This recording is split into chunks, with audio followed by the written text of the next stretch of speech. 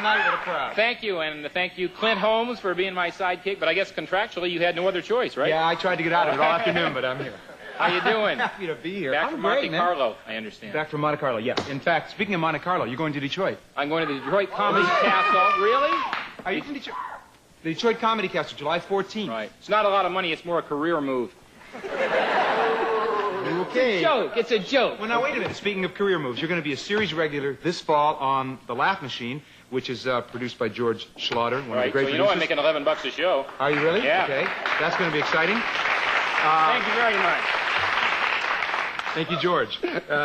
This fall, you're in a PBS documentary called Funny Business with George Miller. What would that be about? I don't know. I think this is the pack of lies my press agent sent out all over. I have no idea. Yeah, that is the thing where they televised me all over and went to like 4 different cities and caught me in different comedy clubs and so forth. And well, you have a reputation as a clean comic. I mean, that's what you're known as, basically. Well, you know what happened? Now, that makes it sound like I'm a prude. Actually, what happened is I saved my filth for my real life. That's kind of right. And, yeah.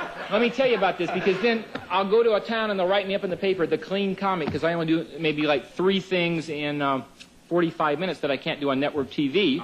And the reason for that is I always was working, you know, for television. I'll say the Johnny Carson show, okay? And if this bombs tonight, I may try to go crawling back. But, listen, I want to tell you about this clean comic. Listen, so I would always, if I thought of a dirty joke, I would just say, well, it's kind of a waste of time. Kind of like this conversation. Yeah. You're the host. I'm just listening. I know, I'm just joking. It's a joke. Okay, George. Tell those people there, too, because they groan when I said Detroit. Okay. Now, I have something to go into right now. And I know some of you don't know me too well. I admit I'm not a household word, unless you're counting who. And so I have a little photo album, stuff from excellent photographs, and I think after I do this, I think this little bio, maybe we'll all know each other just a little bit better, okay? I know. Look to that camera more because I'm looking over there. And that man's ugly, by the way. Now, here I am. Wait a minute. We were going to do this camera. We're going to do this. And, oh, there we go. Okay. Excuse me. I'm doing everything to this camera, just when I get situated to this camera. Here is Squirt, Washington, right here, the little tiny town in eastern Washington. Seattle is my hometown. I was raised in Squirt, Washington. Very unusual town. The town is so small, I think they only have, the bowling alley only has 1 lane, and 3 of the pins are missing. That'll give you an idea. Yeah, so a perfect game is 210. I don't know. I'm not sure. And they had, oh, that's not necessary. That's not. I'll tell you something. They had a murder there one time, and we had a murder trial, and we didn't have the budget for a court reporter. Everybody had to try to remember what had been said. So it's, you know. And here I am. I'm hosting the Squirt Telethon, not a major telethon. We were trying to raise money for people who weren't feeling too good that day. So that camera. Then I came down to Los Angeles. I went to high school, Leo's High School. Can you see that? I guess you should watch the monitors, I should have said. I forgot about that. And Leo's High School, very inferior high school, very low standards. Our graduation speaker was Dr. Beecham, the credit dentist. Leo's High School, ladies and gentlemen. Here's Mr. Abrams. Here's Mr. Abrams, my high school English teacher. I'm sorry, he was English and history. And for history, I thought he had a lot of weird theories, Mr. Abrams. He always claimed Abraham Lincoln was never really assassinated, that he just had the wind knocked out of him.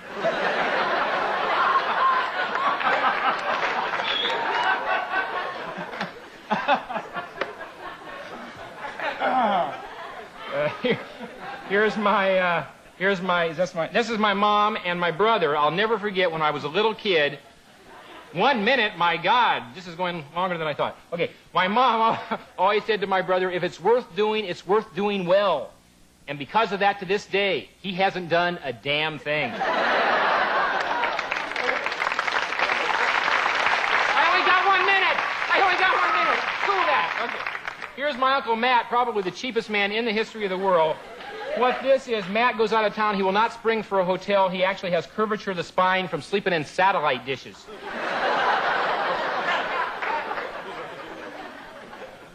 Here's my dad. When he got mad at me, he'd always threaten me by taking off his belt. See that? That always caused his pants to fall down, and his dad would come in and spank him.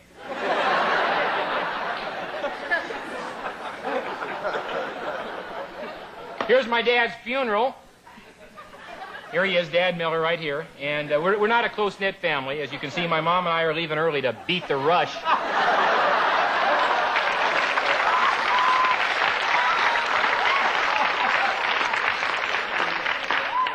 Here I am last year buying a car.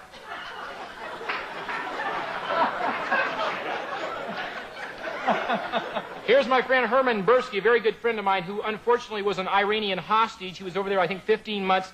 Very peculiar man. When they finally let him go, Herman stayed over there a couple extra days so he could see the city.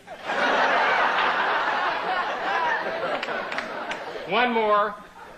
Here I am last year trying to do better, trying to get up every morning, turn on the TV, do that, what is it, the 20-minute workout, followed by the 40-minute buffet and the 10-hour nap. That's it. Thank you. I got to do this deal. We're way behind. I'm way behind already. Thank you. You rarely think, I can't do that, they'll see my bald spot. You rarely think of Roaches as musical, but these Roaches have been singing together since they were children. They've just released their new album, Hold Up, No Trespassing, and are here to perform Yakety Yak. Here's the Roaches.